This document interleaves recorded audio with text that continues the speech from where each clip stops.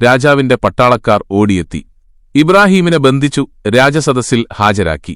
ദേവാലയത്തിലെത്തിയപ്പോൾ നടന്ന ജനങ്ങളുടെ സംഭാഷണം വിശുദ്ധ ഖുർആൻ ഉദ്ധരിക്കുന്നതിങ്ങനെയാണ്. നിമിഷനേരത്തേക്ക് സദസ്സ് നിശബ്ദമായി. അവർ ചിന്താമൂകരായി നിന്നുപോയി. ഉയർന്ന ശിരസുകൾ കുനിഞ്ഞു. അവൻ പറഞ്ഞത് ശരിയല്ലേ? നാം എന്തിനിവയെ ആരാധിക്കുന്നു? ഇവർ ആരാധനക്കർഹരാണോ? ആ വഴിയിലുള്ള ചിന്ത അധികനേരം നീണ്ടുനിന്നില്ല. ഒരു യുവാവിന്റെ മുമ്പിൽ തോറ്റുകൊടുത്തുകൂടാ. അവർ അടുത്ത നിമിഷത്തിൽ വിളിച്ചു പറയാൻ തുടങ്ങി, അവനെ തീയിലിട്ട് കരിക്കുക. അക്കാലത്തെ ഒരു ശിക്ഷാരീതിയാണത്. വലിയ തീകുണ്ടാരങ്ങളുണ്ടാക്കുക, ജീവനുള്ള മനുഷ്യനെ അതിലെറിയുക. വലിയ തെറ്റു ചെയ്തവർക്കുള്ള ശിക്ഷ. ആ ശിക്ഷയാണ് ഇബ്രാഹീമിന് ജനം വിധിച്ചത്. അവയ്ക്ക് സംസാരിക്കാൻ കഴിയില്ലെന്ന സത്യം അവരുടെ ആരാധകർ തന്നെ സമ്മതിച്ചു. ഉടനെ ഇബ്രാഹീം നബി ചോദിച്ചു, ഉപകാരമോ ഉപദ്രവമോ ചെയ്യാൻ കഴിയാത്ത വസ്തുക്കളെ എന്തിന് ആരാധിക്കുന്നു? അല്ലാഹുവിനെ ആരാധിക്കുവീൻ. സർവശക്തനായ അല്ലാഹുവിനെ നിങ്ങൾ ആരാധിക്കുന്നില്ല. നിർജീവ വസ്തുക്കളെ ആരാധിക്കുന്നു. ലജ്ജാവഹം. ഇബ്രാഹീം നബി സത്യമാർഗത്തിലേക്ക് അവരെ ക്ഷണിച്ചു. അവരത് സ്വീകരിച്ചില്ല. അദ്ദേഹത്തെ കരിച്ചുകൊല്ലാനായിരുന്നു അവരുടെ തീരുമാനം. നമ്രൂദിന്റെ കൽപ്പന വന്നു. വളരെ വലിയ അഗ്നികുണ്ഡം നിർമ്മിക്കാൻ കൽപ്പന കൊടുത്തു. ജനങ്ങൾ വിറക് നേർച്ചയാക്കാൻ തുടങ്ങി. നാട്ടിലാകെ തീകുണ്ഡത്തെക്കുറിച്ചുള്ള സംസാരം തന്നെ. ഇബ്രാഹീമിന് കിട്ടാൻ പോകുന്ന ശിക്ഷ അതികഠിനം തന്നെയെന്ന് എല്ലാവരും പറഞ്ഞു നടന്നു. വലിയ അഗ്നികുണ്ഡം ശരിയായി വരികയാണ്. അതിൽ വിറക് നിറയ്ക്കാൻ 1 മാസം വേണ്ടിവന്നു. രോഗശയ്യയിൽ കിടക്കുന്നവർ വരെ വിറക് നേർച്ചയാക്കി അയച്ചു. നാടാകെ വിറക് ശേഖരണം ഒരാവേശമായി പടർന്നു. നിശ്ചിത അളവിൽ വിറക് നിറഞ്ഞു. വിറകിനു മുകളിൽ വലിയ അളവിൽ നെയ്യൊഴിച്ചു. അതിനുശേഷം തീ കൊളുത്തി. തീ പടർന്നു കത്തി. അഗ്നിപരീക്ഷണം. രക്ഷപ്പെടാനുള്ള മാർഗം നോക്കിയില്ല. ഓടിയൊളിച്ചില്ല. നാടുവിട്ടില്ല. എനിക്ക് അല്ലാഹു മതി. എല്ലാ കാര്യങ്ങളും അവനിൽ ഭാരമേൽപ്പിക്കുന്നു. ദിക്റ് ചൊല്ലിക്കൊണ്ടിരുന്നു. ഇബ്രാഹീമിന്റെ കൈകാലുകൾ ഇരുമ്പു ചങ്ങലയിൽ ബന്ധിക്കുക. രാജകൽപ്പന വന്നു. യുവാവ് ബന്ധിതനായി. തീ ദിവസങ്ങളോളം ആളിക്കത്തി. അതിനു മുകളിലൂടെ പറക്കുന്ന പക്ഷികൾ കരിഞ്ഞു വീണു. എന്തൊരു പരീക്ഷണം! കൈകാലുകൾ ഇരുമ്പു ചങ്ങലയിൽ ബന്ധിക്കപ്പെട്ട ഇബ്രാഹീം നബി അഗ്നിയിലേക്ക് എറിയപ്പെട്ടു. ഒരു നിമിഷം പ്രകൃതി നിശ്ചലമായി. ആകാശഭൂമികൾ അമ്പരന്നു. പെട്ടെന്ന് ജിബ്രീൽ മലക്ക് പ്രത്യക്ഷപ്പെട്ടു ചോദിച്ചു, എന്റെ സഹായം ആവശ്യമുണ്ടോ? ഇല്ല, എനിക്ക് അല്ലാഹു മതി. ജിബ്രീൽ പിന്മാറി. മീകായിൽ എന്ന മലക്ക് വന്നു ചോദിച്ചു, മഴ പെയ്യിപ്പിച്ച് തീ കെടുത്തിത്തരാൻ വേണോ? വേണ്ട, എനിക്ക് അല്ലാഹു മതി. ഹസ്ബുനല്ലാഹ്. പൂർണ്ണമായ തവക്കുൽ. സത്യവിശ്വാസിയുടെ മനസ്സിൽ അതുണ്ടായിത്തീരണം. അത് വന്നുകഴിഞ്ഞാൽ അവിടന്നങ്ങോട്ടുള്ള കാര്യങ്ങൾ അല്ലാഹു ഏറ്റെടുക്കും. അടുത്ത നിമിഷത്തിൽ ഇബ്രാഹീം കത്തിക്കരിഞ്ഞു പോവുമെന്നാണ് മുശ്രിക്കുകൾ ധരിച്ചത്. അതിനു മുമ്പേ അഗ്നിക്ക് അല്ലാഹുവിന്റെ കൽപ്പന കിട്ടി. അഗ്നി നീ തണുപ്പാവുക. അഗ്നി നീ രക്ഷയാവുക. സുഖശീതളമായ അനുഭവം. വിശുദ്ധ ഖുർആൻ പറയുന്നു, പർവ്വതങ്ങൾ പോലും കരിഞ്ഞു പോവുന്ന തീ. അതിന്റെ സമീപത്തേക്ക് പോകാൻ പോലും പറ്റില്ല. പരിസരമാകെ ചൂടുപിടിച്ചിരിക്കുന്നു. മരങ്ങൾ കത്തിക്കരിഞ്ഞു. ദിവസങ്ങൾ കടന്നുപോയി. നമ്രൂദും സംഘവും വന്നു. അവർ ഞെട്ടിപ്പോയി. അഗ്നി ഇബ്രാഹീമിനെ സ്പർശിച്ചിട്ടില്ല. കഴുത്തിലും കൈകാലുകളിലും ബന്ധിച്ചിരുന്ന ഇരുമ്പുചങ്ങലകൾ അഗ്നിയിൽ ഉരുകിപ്പോയിരിക്കുന്നു. മുഖത്ത് സന്തോഷം. ആരോടോ സംസാരിച്ചുകൊണ്ടിരിക്കുന്നു. മലക്കുകൾ അദ്ദേഹത്തിന് ഇരിപ്പിടം നൽകിയിരുന്നു. വസ്ത്രം ധരിപ്പിക്കുകയും ചെയ്തിരിക്കുന്നു. 7 ദിനരാത്രങ്ങൾ ഈ രീതിയിൽ കടന്നുപോയി. നമ്രൂദ് തന്റെ യുവസുന്ദരിയായ മകളോടുകൂടി വന്നു. മകൾ പിതാവിനോട് പറഞ്ഞു, എന്റെ പിതാവേ, ഇബ്രാഹിം പറയുന്ന റബ്ബ് സർവശക്തനാണെന്ന് ഇപ്പോൾ ബോധ്യമായില്ലേ? ഈ അഗ്നിയിൽ നിന്ന് അദ്ദേഹത്തെ ആ റബ്ബ് രക്ഷിച്ചില്ലേ? ഇനിയെങ്കിലും ആ റബ്ബിൽ നമുക്ക് വിശ്വസിച്ചുകൂടെ? നമ്രൂദ് കോപത്തോടെ അലറി, എടീ, മിണ്ടിപ്പോവരുത്, കൊന്നുകളയും ഞാൻ. നമ്രൂദിന്റെ ഭീഷണി അവഗണിച്ചുകൊണ്ട് ആ മകൾ ഇസ്ലാം മതം സ്വീകരിച്ചതായി ചില ചരിത്രകാരന്മാർ രേഖപ്പെടുത്തിയിട്ടുണ്ട്. അഗ്നികുണ്ഡത്തിൽ നിന്ന് സുസ്മേരവദനനായി ഇബ്രാഹിം പുറത്തുവന്നു. ചിലർക്കൊക്കെ ഇബ്രാഹിം നബിയിൽ വിശ്വാസം വന്നു. അവർ ഇസ്ലാം മതം സ്വീകരിച്ചു. അക്കൂട്ടത്തിൽ ഒരാളായിരുന്നു സാറ. ഇബ്രാഹിം നബിയുടെ പിതൃവ്യനായ ഹാറാൻ അക്ബറിന്റെ മകളാണ് സാറയെന്ന് ചില രേഖകളിൽ കാണാം. സഹോദരപുത്രനായ ലൂത്ത് ഇക്കാലത്ത് ഇബ്രാഹിം നബിയുടെ കൂടെയുണ്ടായിരുന്നു. ഇബ്രാഹിം നബി സാറായെ വിവാഹം ചെയ്തു. ഇനിയുള്ള ജീവിതയാത്രയിൽ സാറയും പങ്കാളിയായി. ഊർ പട്ടണത്തിലും ബാബിലോണിയായുടെ മറ്റു ഭാഗങ്ങളിലുമായിട്ടാണ് ഇതുവരെ കഴിഞ്ഞുകൂടിയത്. ഇനി പിറന്ന നാടിനോട് യാത്ര പറയണം. ഹിജറ പോവാൻ സമയമായിരിക്കുന്നു. സാറയെ കൂടെ കൂട്ടാം. ലൂത്തുവ് കൂടെ വരും. നബിയും മുശ്രിക്കുകളും തമ്മിൽ പലയിടത്തുവെച്ചും വാഗ്വാദങ്ങൾ നടന്നു. ഇബ്രാഹിം നബി റബ്ബിനെക്കുറിച്ച് നിരന്തരം സംസാരിച്ചുകൊണ്ടിരുന്നു. അദ്ദേഹത്തിന്റെ വചനങ്ങൾ സൂറത്തു ശുഅറായിൽ എടുത്തു പറയുന്നുണ്ട്. ജനനം മുതൽ മരണം വരെയുള്ള സകല കാര്യങ്ങളും ഉൾക്കൊള്ളിച്ചുകൊണ്ടുള്ള സംസാരമാണിത്. എന്നെ സൃഷ്ടിച്ചത് അല്ലാഹു, എന്നെ സന്മാർഗത്തിലാക്കിയതും അവൻ തന്നെ. മാർഗദർശനം ലഭിക്കുന്നതോടെ ജീവിതം ധന്യമായി. ഭക്ഷണവും പാനീയവും മനുഷ്യജീവൻ നിലനിർത്താനാവശ്യമാണ്. അവ തരുന്നവൻ അല്ലാഹു. ആരോഗ്യം വേണം. അനാരോഗ്യം വരുമ്പോൾ രോഗിയാവുന്നു. രോഗം ഭേദമാക്കുന്നവനും അല്ലാഹു. ജീവിതാന്ത്യം മരണമാകുന്നു. മരണാനന്തരം വീണ്ടും ജീവിതം. പരലോകം, ശിക്ഷാരക്ഷകളുടെ ലോകം. മനുഷ്യർ പാപമോചനത്തിനു വേണ്ടി സദാ പ്രാർത്ഥിച്ചുകൊണ്ടിരിക്കണം. പാപമോചനം ലഭിക്കുമെന്ന പ്രതീക്ഷയും വേണം. അതിനുള്ള മാതൃകയും നബിയുടെ വിവരണത്തിലുണ്ട്. അഗ്നിപരീക്ഷണം കഴിഞ്ഞിട്ടുപോലും ജനങ്ങൾ ഏക ഇലാഹിലേക്ക് വരാൻ കൂട്ടാക്കുന്നില്ല. അവർ ശിർക്കിൽ നിന്ന് മടങ്ങുന്നില്ല. ഇനി നാട് വിട്ടുപോകാമെന്ന് ഇബ്രാഹിം നബി കരുതുന്നു. അല്ലാഹുവിന്റെ അനുമതിയോടെ സമീപ നാടുകളിലേക്ക് പോകാം. പിതാവിനെ നേർമാർഗത്തിലേക്ക് കൊണ്ടുവരാൻ വേണ്ടി ഇബ്രാഹിം നബി വളരെ പരിശ്രമിച്ചിരുന്നു. പിതാവിനോട് കാണിക്കേണ്ട എല്ലാ മര്യാദകളും സ്നേഹബഹുമാനങ്ങളും പ്രകടിപ്പിച്ചുകൊണ്ടാണ് അദ്ദേഹം സംസാരിച്ചത്. പക്ഷെ പിതാവ് വളരെ ക്രൂരമായിട്ടാണ് പെരുമാറിയത്. നീ ഇത്തരം സംസാരം നിർത്തിയില്ലെങ്കിൽ നിന്നെ ഞാൻ എറിഞ്ഞുകൊല്ലും. രക്ഷ വേണമെങ്കിൽ സ്ഥലം വിട്ടോ. ഇതായിരുന്നു പിതാവിന്റെ പ്രതികരണം. ഇബ്രാഹിം നബി പിതാവിനോട് സലാം പറഞ്ഞു വിട ചൊല്ലി. നിങ്ങൾക്കു സലാം. സലാമുന്ന അലൈക്ക പിതാവേ, താങ്കളുടെ പാപങ്ങൾ പുറത്തുതരാൻ വേണ്ടി ഞാൻ എന്റെ റബ്ബിനോട് പ്രാർത്ഥിക്കാം. അല്ലാഹുവിൽ അർപ്പിച്ചുകൊണ്ട് ഇബ്രാഹിം നബി പോവുകയാണ്. തൗഹീദിന്റെ മാർഗത്തിൽ എന്ത് ത്യാഗത്തിനും സന്നദ്ധനായിക്കൊണ്ടുള്ള പുറപ്പാട്. പിതാവിനുവേണ്ടി പലതവണ പ്രാർത്ഥിക്കുമെന്ന് വാഗ്ദാനം ചെയ്തതുമാണല്ലോ. പിതാവിന്റെ കാര്യത്തിൽ വലിയ മനോവേദനയുമുണ്ടായിരുന്നു. പിതാവ് അല്ലാഹുവിന്റെ ശത്രുവാണ്. പിശാചിനെ പിന്തുടർന്നവനുമാണ്. അക്കാര്യം മകന് ബോധ്യമായി ഇബ്രാഹിം നബി വളരെയേറെ വിനയം പ്രകടിപ്പിച്ചിരുന്ന ആളായിരുന്നു. ആ വിനയം നമുക്ക് മാതൃകയാണ്. വളരെയേറെ പരീക്ഷണങ്ങൾ നേരിട്ട പ്രവാചകനാണ്. അപ്പോഴെല്ലാം ക്ഷമ അവലംബിച്ചു വെപ്രാളം കാണിച്ചില്ല. ആ വിനയവും ക്ഷമയും വിശുദ്ധ ഖുർആൻ എടുത്തു പറഞ്ഞു. മുഅ്മിനീങ്ങൾക്ക് മാതൃകയാക്കാനുള്ളത് ആ ക്ഷമാശീലമാണ്. പിതാവ് അല്ലാഹുവിന്റെ ശത്രുവാണെന്ന് ബോധ്യം വന്നതോടെ ബന്ധം ഇല്ലാതാവുകയാണ്. എന്നെങ്കിലുമൊരിക്കൽ നന്നായിത്തീരുമെന്ന പ്രതീക്ഷ അസ്തമിച്ചു. ഇബ്രാഹിം നബി ഇറാഖിൽ നിന്ന് സിറിയയിലേക്ക് ഹിജ്റ പോകാനൊരുങ്ങി. അല്ലാഹു പറയുന്നു, അല്ലാഹു ഒരിക്കലും തന്നെ കൈവടിയുകയില്ല. അവൻ മാർഗദർശനം നൽകും. ആ ഉറച്ച വിശ്വാസത്തോടെ പ്രവാചകനും പത്നിയും ലൂത്തു നബിയും ഷാമിലേക്കു യാത്ര തിരിച്ചു. രാപകലുകൾ മാറി മാറി വന്നു. പകൽ യാത്ര ചെയ്യും, രാത്രി വിശ്രമിക്കും. പരിമിതമായ ഭക്ഷണം, വെള്ളം കുടിക്കും. വളരെ വിശാലമായ ഭൂപ്രദേശമാണ് അന്നത്തെ ഷാം. പിൽക്കാല പ്രവാചകന്മാർ പലരും അവിടെയാണ് ജനിച്ചു വളർന്നത്. വളരെ അനുഗ്രഹീതമായ നാട്. ധാരാളം പഴവർഗ്ഗങ്ങൾ വളരുന്ന പ്രദേശം. തൗറാത്തും ഇഞ്ചിലും ഇറങ്ങിയതവിടെയാണ്. വെള്ളം കിട്ടാൻ ധാരാളം സൗകര്യങ്ങളുണ്ട്. ഇബ്രാഹിം നബി അവിടെയെത്തി. കുറച്ചുകാലം അവിടെ താമസിച്ചു. അല്ലാഹുലേക്ക് ജനങ്ങളെ ക്ഷണിച്ചു. ചിലർ കേട്ട കാര്യങ്ങൾ വിശ്വസിച്ചു. പിന്നീടവർ ഈജിപ്തിലേക്ക് പുറപ്പെട്ടു. പല ബുദ്ധിമുട്ടുകളും നേരിടേണ്ടി വന്നു. ഈജിപ്തിലെത്തിയ ഉടനെ അവരെ രാജകൊട്ടാരത്തിലേക്ക് വിളിപ്പിച്ചു. സാറാ ബീവിയുടെ സൗന്ദര്യം രാജാവിനെ വല്ലാതെ ആകർഷിച്ചു. ബീവിയെ ചതിയിൽപ്പെടുത്താൻ തന്നെ രാജാവ് തീരുമാനിച്ചു. സാറാ ബീവിയുടെ ഈമാൻ വളരെ ശക്തമായിരുന്നു. ഏത് വിപത്തിലും അല്ലാഹു തന്നെ സംരക്ഷിക്കുമെന്ന് അവർ ഉറച്ചു വിശ്വസിച്ചിരുന്നു. സാറാ കൊട്ടാരത്തിനകത്താണ്. വാതിലുകൾ കൊട്ടിയടയ്ക്കപ്പെട്ടു. എത്രയോ സ്ത്രീകളെ രാജാവ് ആ മുറിയിൽ കുടുക്കി പീഡിപ്പിച്ചിട്ടുണ്ട്. രാജാവിന്റെ കൈകളിൽപ്പെട്ടാൽ രക്ഷപ്പെടാനാവില്ല. രാജാവ് ദുരുദ്ദേശത്തോടെ സാറയെ സമീപിച്ചു. അത്ഭുതം, അയാളുടെ ശരീരം കുഴഞ്ഞുപോയി. രാജാവ് കരഞ്ഞു, രക്ഷയ്ക്കുവേണ്ടി യാചിച്ചു. സാറ രാജാവിന് ആരോഗ്യം തിരിച്ചുകിട്ടാൻ വേണ്ടി പ്രാർത്ഥിച്ചു. അയാൾക്ക് ശക്തി തിരിച്ചുകിട്ടി. വീണ്ടും പിടിക്കാൻ വന്നു. കുഴഞ്ഞു വീണു. കേണപേക്ഷിച്ചു. സാറാ പ്രാർത്ഥന നടത്തി. ആരോഗ്യം തിരിച്ചുകിട്ടി. ഒരിക്കൽ കൂടി അയാൾ സാറയെ സമീപിച്ചു. വീണ്ടും കുഴഞ്ഞു വീണു. ഞാനിനി ഉപദ്രവിക്കില്ല, എന്നെ രക്ഷിക്കൂ, അയാൾ കരഞ്ഞു പറഞ്ഞു. വീണ്ടും പ്രാർത്ഥിച്ചു. ആരോഗ്യം തിരിച്ചുകിട്ടി. സാറ സാധാരണ സ്ത്രീയല്ലെന്ന് രാജാവിന് ബോധ്യമായി. തെറ്റിന് മാപ്പ് ചോദിച്ചു.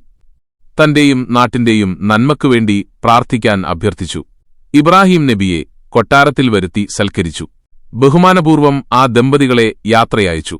പോകാൻ നേരത്ത് അവർക്കൊരു സമ്മാനം നൽകി. ഹാജറ എന്നു പേരുള്ള ചെറുപ്പക്കാരിയെ, ഈ രാജാവിന്റെ പേര് റഖിയൂൻ എന്നായിരുന്നുവെന്നും ഫിർഔൻ എന്ന അപരനാമത്തിൽ അറിയപ്പെട്ട ആദ്യത്തെ രാജാവാണിതെന്നും ചിലർ രേഖപ്പെടുത്തിയിട്ടുണ്ട്. ആ ഫിർഔനിന്റെ പുത്രിയാണ് ഹാജറയെന്നും. മനുഷ്യ സാധാരണമല്ലാത്ത കാര്യങ്ങൾ സാറയിൽ നിന്ന് പ്രത്യക്ഷമായപ്പോൾ ബഹുമാനസൂചകമായി തന്റെ മകളെ പരിചാരികയായി അയച്ചുകൊടുക്കുകയായിരുന്നുവെന്നും അവർ പറയുന്നു. സാറയ്ക്ക് കിട്ടിയ സമ്മാനമാണ് ഹാജറ. ഈജിപ്തിൽ കുറച്ചുകാലം താമസിച്ചു. ഇസ്ലാം മതം പ്രചരിപ്പിച്ചു. ചിലരൊക്കെ ഇസ്ലാം മതം സ്വീകരിച്ചു. ഇബ്രാഹിം നബി ഒരു സംഘം അനുയായികളുമായി ഫലസ്തീനിലേക്ക് പുറപ്പെട്ടു. സമ്പൽ സമൃദ്ധമായ ഫലസ്തീൻ. ഇബ്രാഹിം നബി സംഘത്തോടൊപ്പം അവിടെയെത്തി. ഫലസ്തീനിലെ ഗ്രാമങ്ങളിലും പട്ടണങ്ങളിലും സഞ്ചരിച്ചു. കുറെ ആളുകൾ ഇസ്ലാം സ്വീകരിച്ചു. നബിയും കൂട്ടരും ചേർന്നു കൃഷി ആരംഭിച്ചു. ധാരാളം അടിമകളെയും മൃഗങ്ങളെയും വാങ്ങി. എല്ലാവരും ചേർന്നു കൃഷിപ്പണി ചെയ്തു. അല്ലാഹു വമ്പിച്ച അനുഗ്രഹം നൽകി. ഇബ്രാഹിം നബി വലിയ സൽക്കാരപ്രിയനായിരുന്നു. ധാരാളം അതിഥികൾ വരും, എല്ലാവരെയും സൽക്കരിക്കും. ഒരു ദിവസം സാറ ഭർത്താവിനോട് ഒരു സ്വകാര്യം പറഞ്ഞു. ഇതുവരെ നമുക്കൊരു കുഞ്ഞുണ്ടായിട്ടില്ല, നമുക്കൊരു കുഞ്ഞിനെ വേണം. നിങ്ങൾ ഹാജറയെ വിവാഹം കഴിക്കണം. അവൾ പ്രസവിച്ചാൽ നമുക്കൊരു കുഞ്ഞിനെ കിട്ടുമല്ലോ. സാറയുടെ അഭിലാഷം നടന്നു. ഇബ്രാഹിം നബി ഹാജറയെ വിവാഹം ചെയ്തു. ഏറെ താമസിയാതെ ഹാജറ ഗർഭിണിയായി. സാറക്കും ഇബ്രാഹിം നബിക്കും സന്തോഷം.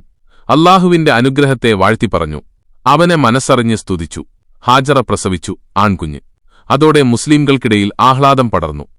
കുഞ്ഞിന് ഇസ്മായിൽ എന്നു പേരിട്ടു. ഇസ്മായിൽ നല്ല ഓമനത്തമുള്ള കുട്ടി. കണ്ടവരെല്ലാം സന്തോഷിച്ചു. കണ്ടവരുടെ എല്ലാം മനസ്സിൽ കുഞ്ഞിന്റെ സുന്ദരരൂപം മായാതെ നിന്നു. സാറ എന്തെന്നില്ലാത്ത സന്തോഷം, സംതൃപ്തി. കുട്ടിയെ ഓമനിച്ചു വളർത്തുന്നവരാണ് ഹാജറ. കുഞ്ഞിന് പാൽ കൊടുക്കും. മുലപ്പാലിൽ നിന്ന് എല്ലാ പോഷകങ്ങളും കിട്ടി കുഞ്ഞ് നല്ല ആരോഗ്യത്തോടെ വളരുകയാണ്. ഇബ്രാഹിം നബിക്ക് 96 വയസ്സാണ് പ്രായം. വാർദ്ധക്യത്തിൽ ലഭിച്ച കുഞ്ഞിനോട് എന്തെന്നില്ലാത്ത വാത്സല്യം. അപ്പോഴാണ് കടുത്ത പരീക്ഷണം വരുന്നത്. ആരും പതറിപ്പോവുന്ന രംഗം ഇബ്രാഹിം നബി പതറിയില്ല. വീണ്ടും ദീർഘയാത്ര. ഇബ്രാഹിം നബി, ഹാജറ, കൊച്ചുമകൻ, ഒരു കൊച്ചു സംഘം യാത്ര തുടരുകയാണ്. വിശാലമായ ഭൂപ്രദേശം, ആകാശമുട്ടെ ഉയർന്നു നിൽക്കുന്ന മലകൾ, അവയ്ക്കു മീതെ മേഞ്ഞു നടക്കുന്ന മേഘങ്ങൾ. വളരെ ദൂരം വിജനപാതയിലൂടെ സഞ്ചരിക്കുമ്പോൾ ആൾപ്പാർപ്പുള്ള സ്ഥലത്തെത്തും. അല്പനേരത്തെ വിശ്രമം. വീണ്ടും യാത്ര. വിശുദ്ധ മക്ക. ജനവാസമില്ലാത്ത മരുപ്രദേശം. പണ്ടെന്നോ തകർന്നുപോയ കഅബാലയത്തിന്റെ ഭാഗമായി ഒരു മണൽക്കൂന മാത്രം അവശേഷിക്കുന്നു. അതിനു സമീപം അവർ വന്നിറങ്ങി. ചുട്ടുപൊള്ളുന്ന വെയിൽ. നോക്കുന്നിടത്തെല്ലാം കറുത്തിരുണ്ട മലകൾ. തണൽ കണ്ട സ്ഥലത്തിരുന്നു. സമീപത്തുതന്നെ സൊഫാമല, അകലെ മർവ എന്ന മല. ഒരു സഞ്ചിയിൽ ഈത്തപ്പഴം, ഒരു തോൽപാത്രത്തിൽ വെള്ളം. നീയും മകനും ഇവിടെ തന്നെ താമസിക്കുക, ഞാൻ പോകുന്നു. ഇബ്രാഹിം നബി യാത്ര പുറപ്പെട്ടു കഴിഞ്ഞു. ഹാജറ ബീവി ഞെട്ടിപ്പോയി. ഭയവും സങ്കടവും നിറഞ്ഞ സ്വരത്തിൽ ഭർത്താവിനെ വിളിച്ചു. കുഞ്ഞിനെയും എടുത്തുകൊണ്ട് അവർ ഭർത്താവിന്റെ പിന്നാലെ ഓട്ടി. ഒന്ന് നിൽക്കണേ, ഞാൻ പറയുന്നതൊന്ന് കേൾക്കണേ. ആൾപ്പാർപ്പില്ലാത്ത ഈ പ്രദേശത്ത് ഞങ്ങളെങ്ങനെ കഴിയും? ഒന്നിനും മറുപടിയില്ല. ഭർത്താവ് അകന്നകന്നു പോകുന്നു. അല്ലാഹുവിന്റെ കൽപ്പന അനുസരിച്ചാണോ നിങ്ങൾ ഞങ്ങളെ ഉപേക്ഷിച്ചു പോകുന്നത്? ഹാജറ വെപ്രാളത്തോടെ ചോദിച്ചു. അതെ എന്ന സൂചന കിട്ടി. ഇനിയൊന്നും പറയാനില്ല. മകനെ മാറോട് ചേർത്ത് പിടിച്ചു. കണ്ണീർ തുടച്ചു തണലിൽ പോയിരുന്നു. ഇബ്രാഹിം നബി തിരിഞ്ഞു നോക്കി. ഇപ്പോൾ ഹാജറയെ കാണാനില്ല. കഅബാലയത്തിന്റെ മണൽക്കൂനക്കുനേരെ തിരിഞ്ഞുനിന്നു. സർവശക്തനായ നാഥനോട് മനസ്സു തുറന്നു പ്രാർത്ഥിച്ചു. അല്ലാഹുവേ, നിന്റെ കൽപ്പനപ്രകാരം ഞാനിതാ എന്റെ ഭാര്യയെയും മകനെയും ഇവിടെ ഉപേക്ഷിച്ചു പോകുന്നു. കൃഷിയില്ലാത്ത സ്ഥലം, ഒരു കിണറില്ല, വെള്ളമില്ല, മനുഷ്യരെ കാണാനില്ല. റബ്ബേ, നീ തന്നെ തുണ. ഏതെങ്കിലും മനുഷ്യരുടെ ശ്രദ്ധ ഇതുവഴി തിരിക്കണമേ.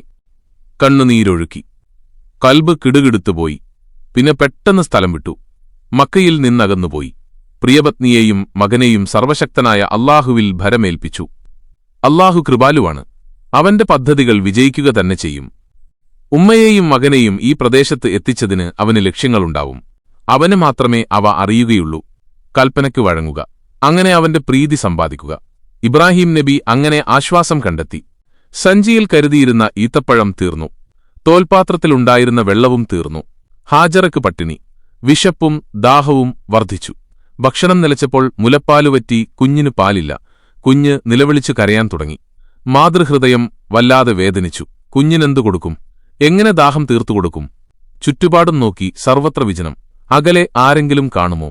അകലേക്ക് കാണാൻ ഉയരമുള്ള സ്ഥലത്ത് കയറി നോക്കണം. ഈ കാണുന്ന മലയിൽ കയറി നോക്കിയാലോ?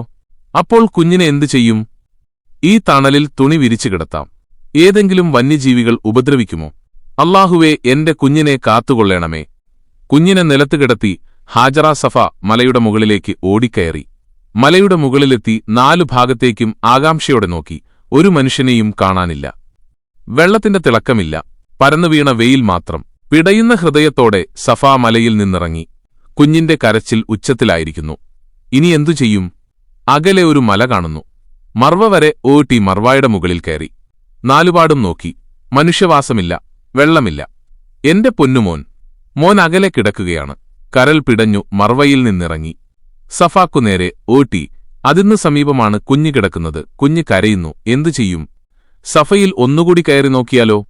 മറ്റൊരു മാർഗമില്ലല്ലോ. സഫാ മലയിൽ കയറി നിരാശയോടെ ഇറങ്ങിവന്നു. മർവായിലേക്കോടി. മർവ കയറി നെഞ്ചിടിപ്പോടെ ഇറങ്ങിവന്നു. വീണ്ടും സഫായിലേക്ക്, പിന്നെ മർവായിലേക്ക്. സഫാ മലക്കും മർവാ മലക്കുമിടയിൽ 7 തവണ ഓടിത്തളർന്നു അവശയായി. വിയർത്തുകുളിച്ചു കുഞ്ഞിന്റെ സമീപത്തേക്ക് ഓടിയെത്തി. എല്ലാ ശ്രമവും പരാജയപ്പെട്ടു. ഇനിയൊന്നും ചെയ്യാനില്ല. അവിടെ അല്ലാഹുവിന്റെ സഹായമെത്തി. മകന്റെ സമീപം ഒരു മലക്ക്. കുഞ്ഞ് മടമ്പുകാലിട്ടടിക്കുന്ന സ്ഥലം. അവിടെ മലക്ക് ചിറകിട്ടടിച്ചു. പെട്ടെന്ന് വെള്ളത്തിന്റെ ഉറവ പൊട്ടി. വെള്ളം പരന്നൊഴുകാൻ തുടങ്ങി. ഹാജറ തടം കെട്ടി വെള്ളം തടഞ്ഞു നിർത്തി. കരയുന്ന കുഞ്ഞിന്റെ വായിലേക്ക് വെള്ളം കോരിയൊഴിച്ചുകൊടുത്തു. കുഞ്ഞ് വെള്ളം കുടിച്ചിറക്കി. കുഞ്ഞിനാശ്വാസമായി. കരച്ചിൽ നിന്നു. ഓടിത്തളർന്ന ഉമ്മ വെള്ളം കോരിക്കുടിച്ചു. ദാഹവും ക്ഷീണവും തീർന്നു. എന്തൊരാശ്വാസം! അല്ലാഹു കൃപാലുവാണ്. ഈ മരുഭൂമിയിൽ അല്ലാഹു വെള്ളം തന്നല്ലോ. ഇതാണ് സംസം. സംസം കിണർ നിൽക്കുന്ന സ്ഥലത്തായിരുന്നു കുഞ്ഞ് കിടന്നത്. സംസം പുണ്യജലമാണ്. അന്നുമുതൽ ഇന്നുവരെ മനുഷ്യൻ സംസം ഉപയോഗിക്കുന്നു. ലോകം മുഴുവൻ അതെത്തിച്ചേരും. ഹജ്ജിനു പോകുന്നവർ ഹാജറയെയും കുഞ്ഞിനെയും ഓർക്കുന്നു. സഫാമലയും മർവമലയും കാണുന്നു. ആ 2 മലകൾക്കിടയിൽ ഓരോ ഹാജിയും ഓടണം. 7 തവണ ഓടണം. ഹാജറ ഓടിയതുപോലെ. അത് ഹജ്ജിന്റെ കർമ്മമാകുന്നു. ഹാജിമാർ സംസം കുടിക്കുന്നു. നാട്ടിലേക്ക് കൊണ്ടുപോകുന്നു. കോടിക്കണക്കിനാളുകൾ ലോകത്തിന്റെ വിവിധ ഭാഗങ്ങളിലിരുന്ന് സംസം കുടിക്കുന്നു. അപ്പോൾ അവരെല്ലാം ഹാജറയെയും ഇസ്മായിൽ നബി എന്ന കുഞ്ഞിനെയും ഓർക്കുന്നു. ഹാജിമാർ സഫായിൽ നിന്ന് മർവയിലേക്ക് ധൃതിയിൽ നടക്കുന്നു. കുറച്ചു ദൂരെയെത്തുമ്പോൾ പച്ച ലൈറ്റ് കാണാം. അവിടം മുതൽ ധൃതി കൂട്ടണം. ഹാജറക്ക് ബേജാറുകൂടി ഓട്ടം വേഗത്തിലാക്കിയ സ്ഥലമാണത്. കുറേ ദൂരം ചെല്ലുമ്പോൾ വീണ്ടും പച്ച ലൈറ്റ് കാണാം. അവിടം മുതൽ ധൃതി കുറച്ചു നടക്കാം. ചരിത്രബോധത്തോടെ ഹജ്ജ് നടത്തുന്ന ഹാജിമാരുടെ മനസ്സിലോടുന്ന ഹാജറയുടെ സാന്നിധ്യമുണ്ടാകും. വെള്ളം വറ്റിപ്പോകില്ല. അത് തടം കെട്ടി നിർത്തിയിരിക്കുകയാണ്. പിന്നെ അവർ ഒരത്ഭുതം കണ്ടു. താഴ്ന്നു പറന്നുവരുന്ന പറവകൾ. വെള്ളം കണ്ടിട്ട് വരികയാണ്. ഇവയെങ്ങനെ വെള്ളത്തിന്റെ കഥയറിഞ്ഞു? ആർക്കറിയാം? അല്ലാഹു അറിയിച്ചുകൊടുത്തു. അവ കൊച്ചു ചുണ്ടുകൾ കൊണ്ട് താഴ്ന്നു പറന്നുവന്നു. വെള്ളം കുടിച്ചു. ദാഹം തീർത്ത് സന്തോഷത്തോടെ അവ കലപില സംസാരിച്ചു. വെള്ളം നൽകിയ ഹാജറക്ക് നന്ദി പറഞ്ഞതാവാം. പറവകൾ പിന്നെയും പിന്നെയും വന്നു. ഹാജറയും മകനും മക്കയിൽ താമസമാക്കിയതിന്റെ 5-ാം ദിവസം അകലെ മലഞ്ചെരിവിലൂടെ ഒരു കച്ചവട സംഘം കടന്നുപോകുന്നു. അവർ ആ അതിശയം കണ്ടു. വട്ടമിട്ട് പറക്കുന്ന പറവകൾ. ഈ ഭാഗത്ത് പറവകൾ പറന്നു നടക്കാറില്ല. കാരണം അവിടെ വെള്ളമില്ല. ഇപ്പോൾ പറവകളെ കാണുന്നു. എവിടെയെങ്കിലും വെള്ളം കാണും. അന്വേഷിച്ചറിയണം. നാം എത്രയോ തവണ ഈ പ്രദേശത്തുകൂടി കടന്നുപോയിട്ടുണ്ട്. ഒരു മനുഷ്യനും ഇവിടെയെങ്ങും താമസമില്ല, വെള്ളമില്ല എന്ന് ചിലർ പറഞ്ഞു. അപ്പറഞ്ഞത് ശരി. അന്നൊന്നും നാം ഈ ഭാഗത്ത് പക്ഷികളെയും കണ്ടിട്ടില്ല. ഇപ്പോൾ ആദ്യമായി പറവകളെ കാണുന്നു. അതുകൊണ്ട് 1-2 പേർ താഴ്വരയിൽ ഇറങ്ങി വെള്ളമുണ്ടോ എന്നന്വേഷിക്കട്ടെ എന്ന് മറ്റു ചിലർ പറഞ്ഞു. ആ അഭിപ്രായം സ്വീകരിക്കപ്പെട്ടു. 1-2 ആളുകൾ താഴ്വരയിൽ ഇറങ്ങി വന്നു. അത്ഭുതം! ഉമ്മയും മകനും. അവർക്ക് സമീപം കൊതിയൂറും ശുദ്ധജലം. അവർ കൂട്ടുകാരുടെ അടുത്തേക്ക് ഓടിച്ചെന്നു വിവരം പറഞ്ഞു. അവർ കൂട്ടത്തോടെ വന്നു. ഞങ്ങൾക്കും വെള്ളം തരൂ, അവരാവശ്യപ്പെട്ടു. വെള്ളം തരാം. ആവശ്യം പോലെ കുടിച്ചോളൂ. പക്ഷെ നിങ്ങൾക്ക് ഈ വെള്ളത്തിൽ അവകാശമൊന്നും ഉണ്ടായിരിക്കില്ല. ഇത് എനിക്കും മകനും അല്ലാഹു നൽകിയ അനുഗ്രഹമാകുന്നു. ഇത് ഞങ്ങളുടെ സ്വത്താണ്. അവർ സമ്മതിച്ചു. അവരവിടെ താമസിച്ചു. ഉമ്മാക്കും മകനും പഴവർഗ്ഗങ്ങൾ നൽകി. യമനിൽ നിന്നുള്ള ജുർഹൂം ഗോത്രക്കാരായിരുന്നു അവർ. ഇവരിൽ നിന്ന് വിവരമറിഞ്ഞ് പല യാത്രാസംഘങ്ങളും അവിടെ വരാനും വെള്ളം ശേഖരിക്കാനും തുടങ്ങി. ഇതേകാലത്ത് തന്നെ അമാലിക്കത്ത് വർഗ്ഗത്തിൽപ്പെട്ട കുറേ ആളുകൾ അറഫയിൽ താമസിക്കുന്നുണ്ടായിരുന്നു. അവരുടെ ഒട്ടകത്തെ കാണാതായി. അമാലികൾ അവയെ അന്വേഷിച്ചിറങ്ങി. അവർ പറവകളെ കണ്ടു. താഴ്വരയിലേക്ക് നടന്നു. നടന്ന് അവർ സംസം വെള്ളത്തിനടുത്തെത്തി. അവർ ഉമ്മയെയും മകനെയും കണ്ടു. സംസം കുടിച്ചു. അവർ അമാലിക്കത്ത് വിഭാഗത്തെ വിവരം അറിയിച്ചു. അവർ വന്നു. ഹാജറയെ കണ്ടു. ദീർഘമായി സംസാരിച്ചു. ചിലർ അവിടെ താമസമാക്കി. ഇസ്മായിലിന് 13 വയസ്സായി. 7 വയസ്സ് എന്നും അഭിപ്രായമുണ്ട്. നല്ല ആരോഗ്യവും ചുറുചുറുക്കുമുള്ള ബാലൻ. ജുർഹൂം ഗോത്രക്കാർ കുറെ പേർ മക്കത്ത് താമസമാക്കിയിട്ടുണ്ട്. അവരുടെ കുട്ടികളോടൊപ്പം ഇസ്മായിൽ കളിച്ചു വളരുന്നു. ജുർഹൂം ഗോത്രക്കാർ അറബി ഭാഷയാണ് സംസാരിച്ചിരുന്നത്. ഇസ്മായിൽ അറബി പഠിച്ചു. എല്ലാവർക്കും ഇസ്മായിലിനെ നന്നായി ഇഷ്ടപ്പെട്ടു. കാണാൻ നല്ല അഴക്, നല്ല പെരുമാറ്റം. ഒരു ദിവസം ഇബ്രാഹിം നബി മക്കയിലെത്തി. മകനെ കണ്ടപ്പോൾ വല്ലാത്ത സന്തോഷം. ഹാജറ ഭർത്താവിനെ ബഹുമാനപൂർവ്വം സ്വീകരിച്ചു. പിതാവും മകനും ഒന്നിച്ചിരുന്ന് ആഹാരം കഴിച്ചു. ഞാനും മോനും കൂടി ഒരു യാത്ര പോവുകയാണ്, ഇബ്രാഹിം നബി പറഞ്ഞു. ഹാജറ മകനെ കുളിപ്പിച്ചു. നല്ല വസ്ത്രം ധരിപ്പിച്ചു. മുടി ചീകിയൊതുക്കി. ഉപ്പ മകനോടിങ്ങനെ സംസാരിച്ചു. മോനെ, ഞാനൊരു സ്വപ്നം കണ്ടു. എന്റെ മകനെ അറുത്ത് ബലി നൽകുകയെന്ന് അല്ലാഹു എന്നോട് കൽപ്പിക്കുന്നു. അല്ലാഹുവിന്റെ കൽപ്പനയാണ്. മോൻ എന്തു പറയുന്നു? മകന്റെ മറുപടി ഇങ്ങനെയായിരുന്നു: ഉപ്പയോട് അല്ലാഹു എന്താണോ കൽപ്പിച്ചത് അതുപോലെ പ്രവർത്തിക്കുക. മകന്റെ വാക്കുകൾ കേട്ട് ഉപ്പാക്ക് സന്തോഷമായി. രണ്ടുപേരും വീട്ടിൽ നിന്നിറങ്ങി. ഉപ്പയുടെ കയ്യിൽ മൂർച്ചയുള്ള കത്തിയുണ്ട്, കയറുമുണ്ട്. മിന എന്ന പ്രദേശത്തേക്കാണവർ പോവുന്നത്. അവിടെ വെച്ചാണ് ബലികർമ്മം നടക്കുക. ശപിക്കപ്പെട്ട ഇബ്ലീസ് ഈ സന്ദർഭത്തിൽ ഹാജറയുടെ സമീപം വന്നു. നിങ്ങളുടെ പൊന്നുമോനെ അവന്റെ പിതാവ് കൊണ്ടുപോയത് എന്തിനാണെന്നറിയാമോ? അറുക്കാൻ. എന്തൊരു ക്രൂരതയാണിത്! ഒരു ഉമ്മ ഇതെങ്ങനെ സഹിക്കും? മോനെ രക്ഷപ്പെടുത്താൻ നോക്കൂ. ഉപ്പ എന്തിനാണ് മകനെ അറുക്കുന്നത്? ഹാജറ ചോദിച്ചു. അല്ലാഹുവിന്റെ കൽപ്പനയുണ്ടത്രേ ബലിയറുക്കാൻ. അല്ലാഹുവിന്റെ കൽപ്പനയനുസരിച്ചാണോ ബലി നടക്കുന്നത്? അതെ. എന്തൊരു സങ്കടമാണിത്! അല്ലാഹുവിന്റെ കൽപ്പന അനുസരിച്ചാണെങ്കിൽ അത് നടക്കട്ടെ, ഞാൻ സമാധാനിച്ചുകൊള്ളാം. അല്ലാഹുവിന്റെ കൽപ്പന അനുസരിച്ചാണെങ്കിൽ മകനെ ബലി കൊടുക്കാൻ തയ്യാറാണെന്ന് കേട്ടതോടെ ഇബ്ലീസ് നിരാശനായി മടങ്ങിപ്പോന്നു. ഇസ്മായീലിന്റെ സമീപത്തേക്ക് ഇബ്ലീസ് വന്നു. മോനെ, ബാപ്പ നിന്നെ കൊണ്ടുപോകുന്നതെങ്ങോട്ടാണെന്നറിയാമോ? അറുക്കാൻ. അല്ലാഹു അങ്ങനെ കൽപ്പിച്ചിട്ടുണ്ടത്രേ. ബാപ്പ മോനെ കൊന്നുകളയും. മോൻ ഓട്ടി രക്ഷപ്പെട്ടോളൂ. കുട്ടി മറുപടി നൽകി, അല്ലാഹു എന്നെ അറുക്കാൻ കൽപ്പിച്ചിട്ടുണ്ടെങ്കിൽ അങ്ങനെ നടക്കട്ടെ. നോക്കിയേ, എന്തൊരു വിശ്വാസമാ! ഇബ്ലീസ് ഞെട്ടിപ്പോയി. ഉമ്മായുടെയും മകന്റെയും ഈമാൻ എത്ര ശക്തം! ഇനി ഉപ്പായെ സമീപിച്ചു നോക്കാം. ഇബ്രാഹിം നബിയുടെ മുമ്പിൽ ഇബ്ലീസ് വന്നു നിന്നു. താങ്കൾ അല്ലാഹുവിന്റെ കൽപ്പന നിറവേറ്റുവാൻ പോവുകയാണല്ലോ. പൊന്നുമോനെ വധിക്കുക. എന്തൊരു ത്യാഗം! ഈ പൊന്നോമനയെ വധിക്കാൻ എങ്ങനെ മനസ്സുവരും? നബിക്കു മുമ്പിൽ നിൽക്കുന്നത് ഇബ്ലീസാണെന്ന് മനസ്സിലായി. പോ ശൈത്താനേ! ഇബ്ലീസിനെ ആട്ടിപ്പായിച്ചു. അവൻ ഓട്ടി. കുറച്ചു കഴിഞ്ഞു വീണ്ടും വന്നു. ജംറത്തുൽ അഖബ എന്ന് ഇന്ന് അറിയപ്പെടുന്ന സ്ഥലത്തെത്തി. ഇബ്രാഹിം നബിക്ക് കോപം വന്നു. ഇബ്ലീസിന് നേരെ 7 കല്ലുകൾ എറിഞ്ഞു. അവൻ ഓടിപ്പോയി. നബി മുമ്പോട്ട് നടന്നു. ജംറത്തുൽ വുസ്ത്വ എന്നറിയപ്പെടുന്ന സ്ഥലത്തെത്തി. ഇബ്ലീസ് വീണ്ടും വന്നു. ഇബ്രാഹിം നബി അവനു നേരെ 7 കല്ലുകളെറിഞ്ഞു. അവൻ ഓടിപ്പോയി. ജംറത്തുൽ ഊല എന്നറിയപ്പെടുന്ന സ്ഥലത്തെത്തി. ഇബ്ലീസ് വീണ്ടും വന്നു. അവിടെ വെച്ചും ഇബ്രാഹിം നബി അവനു നേരെ 7 കല്ലുകളെറിഞ്ഞു. അവൻ നിരാശനായി ഓടിപ്പോയി. ഹാജിമാർ ഈ 3 സ്ഥലങ്ങളിലും കല്ലെറിയണം. ജംറകളിലെത്തുമ്പോൾ ഹാജിമാരുടെ മനസ്സിൽ ഇബ്രാഹിം നബിയുടെ ത്യാഗസ്മരണകൾ നിറയും. മിനായിലെത്തി. ബലിയുടെ സമയമായി. മകൻ ബാപ്പയോടിങ്ങനെ പറഞ്ഞു: ഉപ്പ, എന്റെ മുഖം കാണാത്ത വിധം എന്നെ ചരിച്ചുകിടത്തണം. കൈകാലുകൾ ബന്ധിക്കണം. കത്തി നന്നായി മൂർച്ച കൂട്ടണം. വളരെ പെട്ടെന്ന് അറവ് തീരണം. എന്റെ ഉടുപ്പ് ഊരിമാറ്റുക, അല്ലെങ്കിൽ അതിൽ രക്തം തെറിച്ചു വീഴും. രക്തം പുരണ്ട ഉടുപ്പ് കണ്ടാൽ ഉമ്മ സങ്കടപ്പെടും.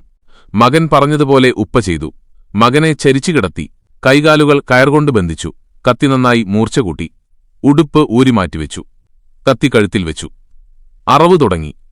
മുറിയുന്നില്ല. രണ്ടാമതും ശ്രമിച്ചു, മുറിയുന്നില്ല. മൂന്നാമതും ശ്രമിച്ചു, മുറിഞ്ഞില്ല. അപ്പോൾ ഒരു അശരീരി കേട്ടു: ഇബ്രാഹിം, നീ സ്വപ്നത്തെ സാക്ഷാത്കരിച്ചിരിക്കുന്നു. അല്ലാഹുവിന്റെ ഭാഗത്തുനിന്നുള്ള ശബ്ദം സമാധാനമായി. ജിബ്രീൽ സ്വർഗ്ഗത്തിൽ നിന്നൊരാടിനെ കൊണ്ടുവന്നു. ഇബ്രാഹിം നബി ആടിനെ അറുക്കാൻ തുടങ്ങി. അപ്പോൾ ജിബ്രീൽ തക്ബീർ ചൊല്ലി, അല്ലാഹു അക്ബർ, അല്ലാഹു അക്ബർ. ആട് സ്വയം തക്ബീർ ചൊല്ലി. ഇബ്രാഹിം നബി ഇങ്ങനെ ചൊല്ലി, ലാ ഇലാഹ ഇല്ലല്ലാഹു, അല്ലാഹു അക്ബർ. ഇസ്മായിൽ ഇങ്ങനെ പൂർത്തിയാക്കി, അല്ലാഹു അക്ബർ വലില്ലാഹിൽ ഹംദ്. പെരുന്നാൾ ദിനത്തിൽ തക്ബീർ ചെല്ലുമ്പോൾ ഈ ത്യാഗസ്മരണ സത്യവിശ്വാസികളുടെ മനസ്സിൽ തെളിയുന്നു. അറുക്കപ്പെട്ട ആടിന്റെ കൊമ്പ് സൂക്ഷിച്ചുവെച്ചു. വളരെക്കാലം അത് കഅബയിൽ തൂക്കിയിട്ടിരുന്നു.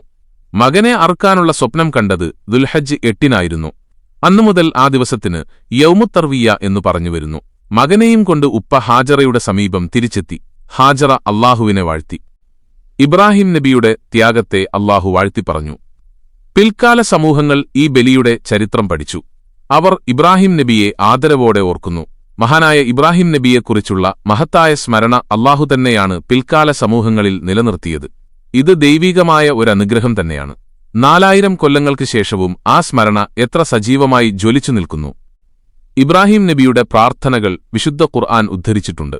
പിൽക്കാല സമൂഹത്തിൽ എന്നെക്കുറിച്ച് നല്ല സ്മരണ നിലനിർത്തേണമേ എന്ന് അദ്ദേഹം പ്രാർത്ഥിച്ചിരുന്നു. അന്ത്യനാൾ വരെ അദ്ദേഹത്തിന്റെ സ്മരണ നിലനിൽക്കും.